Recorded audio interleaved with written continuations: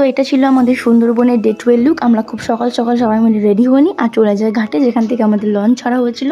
তো তারপর আমরা উঠে পড়ি লঞ্চে। আর আজকে আমরা প্রথমেই যাবো সজনেখালি ওয়াচ টাওয়ার দেখতে। তো সজনেখালি ওয়াচ টাওয়ার পৌঁছে আমরা কিছুক্ষণ ওয়েট করি, কারণ এখানে একটা পারমিশন নেওয়ার ব্যাপার থেকে। তো পারমিশন নেওয়া হয়ে যাওয়ার পর আমরা সবাই মিলে উঠে পড়ি ওয়াচ টাওয়ারে।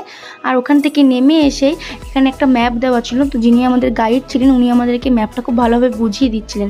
আর তারপরেই আমরা এই কুমিরটাকে দেখতে পাই। আর তারপর ফিরে আসি আমাদের লঞ্চে। আর লঞ্চে এসে আমাদেরকে দিয়ে দেওয়া হয় ব্রেকফাস্ট, আর তারপরই দিয়ে দেওয়া হয় আমুদে মাছ ভাজা ও আমপোড়া শরবত। এটা খেয়ে শেষ হতে না হতেই আমরা চলে আসি দোবাকি ক্যাম্পে। দোবাকি ক্যাম্পে এসেও এখানে একটা ওয়াচ টাওয়ার ছিল, তো আমরা উঠে পড়ি ওয়াচ টাওয়ারে। তো এখানে আমরা কিছু হরিণ দেখতে পাই। আর তারপরে শুরু হয় ভীষণ বৃষ্টি।